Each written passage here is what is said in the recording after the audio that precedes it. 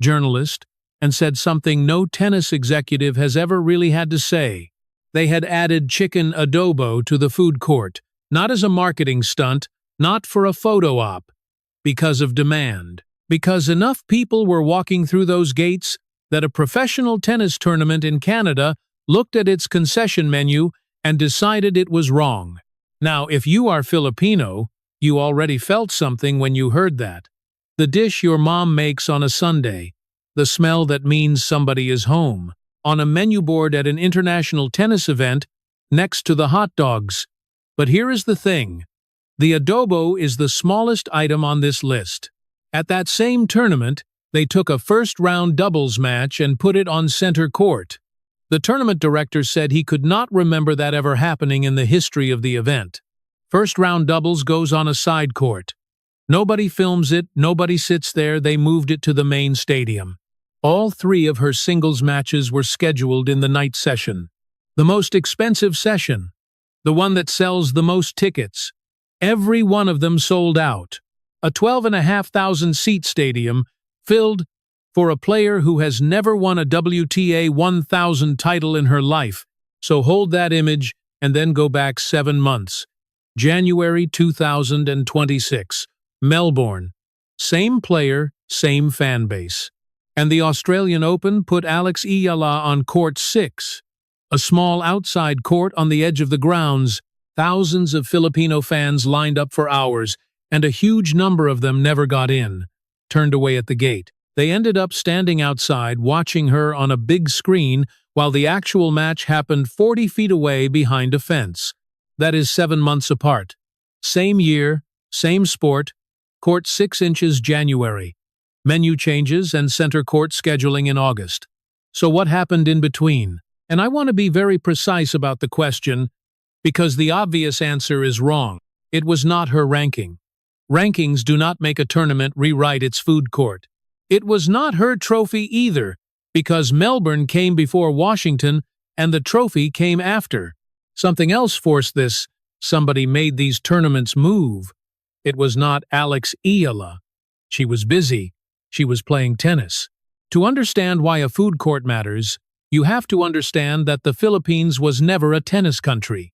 This is a nation of boxing champions. A nation where towns build basketball courts before they build sidewalks. Tennis was the sport of private clubs behind gates, played by people who could afford the membership. And before Alex Eala, no Filipino woman had ever won a main draw match at a Grand Slam. Not one. In the entire history of the sport. So this was not a fan base sitting around waiting for a star to show up. That is the part everybody gets wrong. These were people who had never watched tennis in their lives. They did not know the scoring. They did not know you are supposed to be quiet. They had no favorite player, no memory of Serena in 1999, no opinion about grass versus clay. Tennis was a thing on a channel they scrolled past. Then March 2025 happened. Miami Open. Alex Eala walks in as a wild card, ranked 140th in the world, which is another way of saying nobody expected her to last 2 days.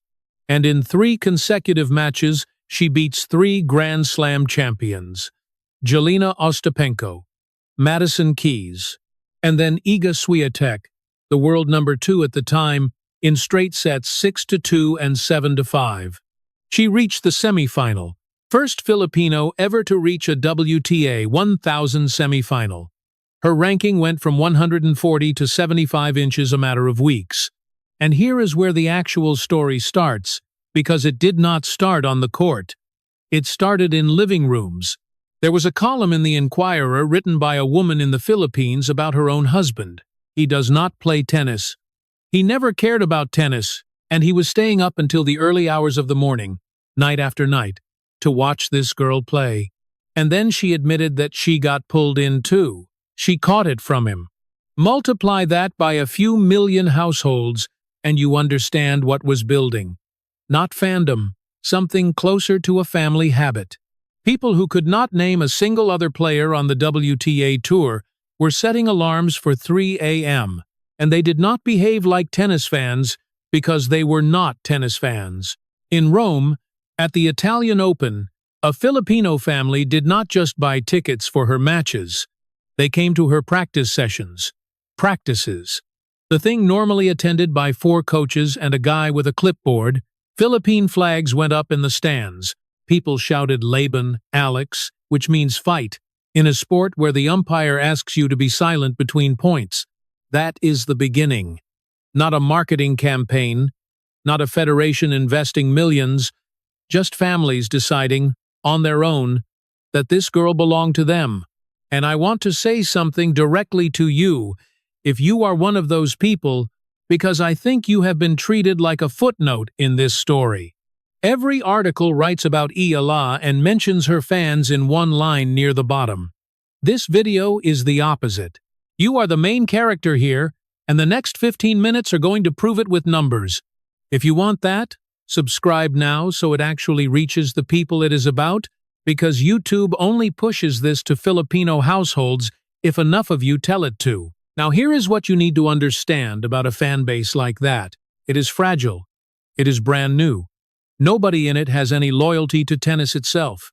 They have loyalty to one person, and that means one bad experience can send all of them straight back to basketball permanently. Which brings us to January, because that is when the sport looked at all of this, looked at thousands of first-time fans crossing oceans to be there, and made a decision that came very close to ending it before it started. Wednesday, the 5th of August 2026. Toronto. Night session at Sobeys Stadium. 12,500 seats. Alex Eala versus Alicia Parks, second round of the National Bank Open. Which, by the way, is a rematch of Melbourne. Same opponent. 7 months later, sold out. Now, sold out is a phrase we throw around, so let me give you the context that makes it land. According to Tennis 365, there is only one other player believed to have sold out a Wednesday night session in Toronto in that tournament's history. Serena Williams. Serena Williams. That is the company she is keeping at the box office. A player ranked 20th in the world, who has never won a WTA 1000 title, who was on court 6 inches January, just did a thing that only Serena Williams had done in that building. And once a number like that exists, everything changes. Not because anybody's heart grew, because the math changed. Watch what Toronto did with her. All 3 of her singles matches went into the night session. That is the premium slot, the one with the highest ticket prices and the biggest broadcast window. You do not put a 20th ranked player there out of kindness. You put her there because the box office told you to. Then they did the thing that had never happened before. Eala was playing doubles with Venus Williams, and Toronto took that first-round doubles match and scheduled it on center court. The tournament director said he could not remember a first-round doubles match ever being put on center court in the history of the event. Understand how strange that is. First-round doubles is the graveyard shift of professional tennis. It goes on court 9 at 11 in the morning. There is no broadcast, there is no crowd, there are occasionally more ball kids than spectators. Toronto took it and put it in their main stadium at night. And yes, they added the ADOBO. The tournament director, Carl Hale, said it plainly to ABS-CBN. They had added ADOBO chicken to the food court offering. So here is where I have to correct something, and it is the reason I made this video. For 9 minutes I have been telling you a story about pride, about a community that would not be ignored. And that is real, but it is not what moved these tournaments. I want to be honest with you about the mechanism, because the mechanism is more powerful than the feeling. This is not a story about pride.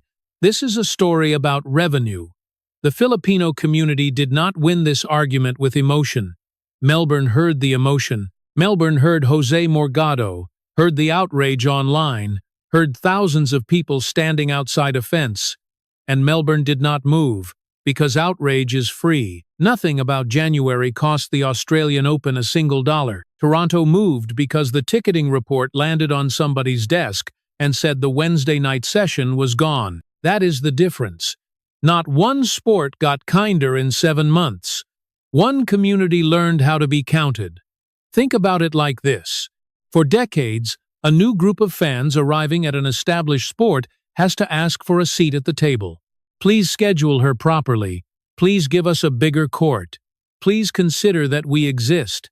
And asking never works, because institutions do not respond to requests. They respond to line items. The Filipino fan base skipped the asking entirely. They just bought everything. And now it is not a favor anymore. It is a business relationship. And they are the ones holding the leverage, because Toronto needs that Wednesday night sellout more than Eala needs Toronto. Here is the sentence I keep coming back to. In Melbourne, they were locked outside the fence. In Toronto, they were the fence. Nobody got into that building without going through them first. That is the shift. 7 months, from an obstacle to be managed to the asset the entire week was built around. And nobody in a boardroom decided to be generous. They just read a spreadsheet. I genuinely want to know where you land on this, because I have been arguing with myself about it. Is it better that tournaments respond to money instead of decency, because money is reliable and decency is not? Or is there something a little cold about the fact that thousands of people had to prove their economic value before anybody would give them a proper court? Put it in the comments. I read them, and this is the kind of question where the comment section ends up smarter than the video. Because Toronto was not an isolated case. It was the first tournament to figure it out, and by the end of that week, the players themselves had started saying it out loud. Now watch how fast this spread. Naomi Osaka finishes her own match in Toronto. She gets in the little cart that carries players back through the grounds. She glances over at a practice court, and it is completely full, packed, and she genuinely wonders who could possibly be drawing a crowd like that at a practice court. Then she sees the Philippine flags. Eala had not even walked on yet. The court was full for a warm-up that had not started, and Osaka's reaction is the tell. She did not complain. She said she thinks it is awesome, that the fans are so kind, and then she said this: Eala was playing late that night, and some of those Filipino fans came over and cheered for Osaka on her court. Osaka said she just felt really grateful, and that it is so cool that Eala is building a new community. That is a 4-time Grand Slam champion, who Eala had beaten 9 days earlier in Washington, publicly thanking her opponent's fan base. Now the second piece, and this one is stranger. Katie McNally lost to Eala in Toronto. 3 sets, 6-3, 5-7, 6-4, a match she could have won. She walked off a loser in front of 10,000 people cheering for somebody else, and she called the atmosphere incredible.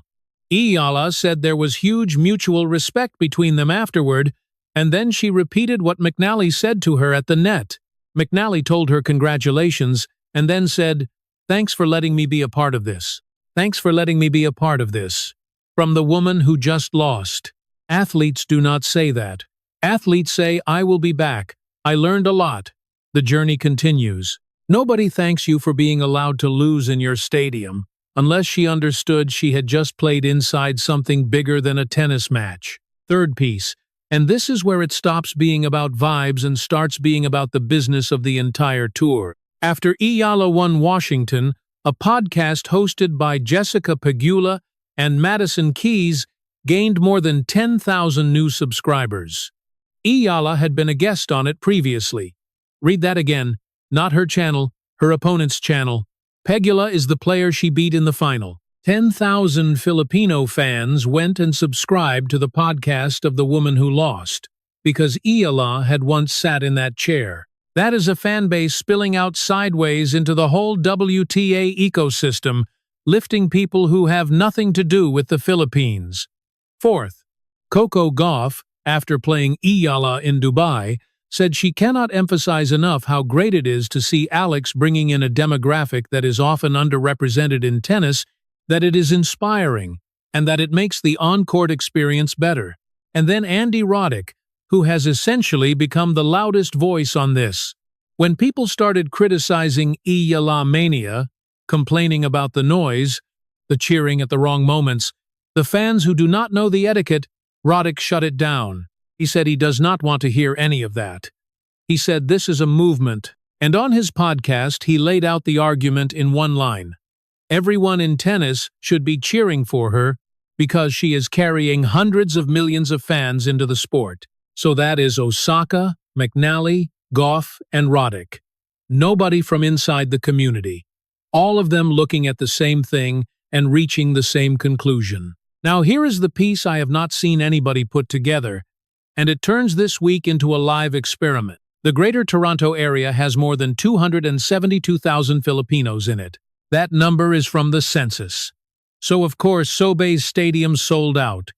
Of course the food court needed adobo. Toronto is one of the largest Filipino communities in North America, and the tournament was, in effect, playing in a home crowd. Now look at Cincinnati. The city of Cincinnati has somewhere between 1,100 and 2,000 Filipinos in it. 1,100.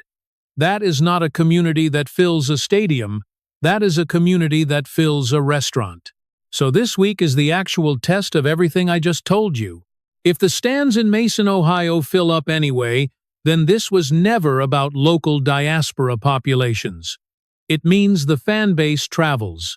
It means people are getting in cars in Chicago and Columbus and Indianapolis and driving and flying in from further, and that changes what a tournament has to plan for permanently, and the wider number gives them a shot, because the state of Ohio is home to nearly 17,000 Filipino Americans. Filipino journalists have already given it a name. They are calling it the Eala Caravan, a convoy that moves from city to city with her. Caravans do not need local populations. That is the entire point of a caravan. So the adobo was never the story. The adobo was the receipt. And the thing it was a receipt for is bigger than one player, one tournament, or one country. Tennis has spent decades talking about growing the game, marketing campaigns, new markets, exhibition tours in Asia, strategy decks with the word engagement in them. None of it did what one 21-year-old from Manila did in 7 months. And she never once talked about growth. She just kept winning, and her people kept showing up. Because what actually changed is not the menu. It is not the scheduling. It is the answer to a question the sport thought was settled. Who counts as a tennis audience? For decades, that answer barely moved. Now it includes flags. It includes chanting between points. It includes umpires asking for quiet and getting laughed at. It includes the smell of adobo in a food court in Ontario. And some longtime fans do not like it, which is exactly why Andy Roddick had to go on a podcast and tell them to be quiet about it.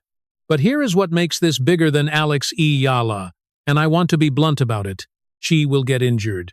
She will lose matches she should win. She will have a bad season, and eventually she will retire, because everybody does.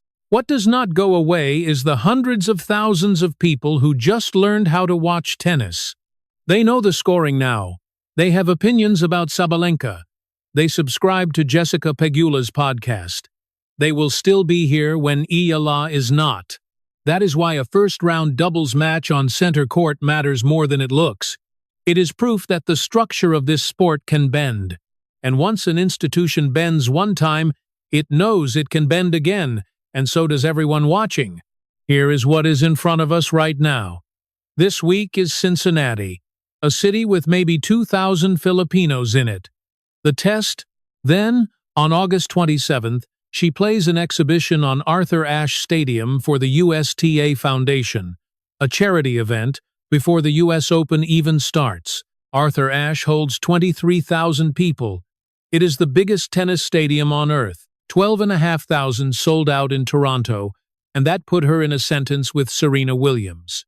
So what happens at 23,000? In New York, with the largest Filipino population in the United States within driving distance. I have no idea. Nobody does. And that is exactly why I want to be watching. So tell me 2 things in the comments. First, which city do you think fills up next? Cincinnati, New York, Singapore, Beijing. Pick one.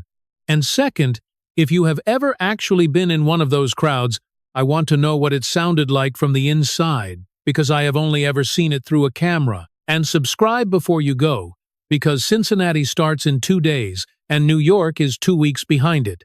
The food court in Toronto was just the first tournament to figure this out. It will not be the last. In August 2026, the tournament director of a WTA 1000 event in Toronto sat down with a Filipino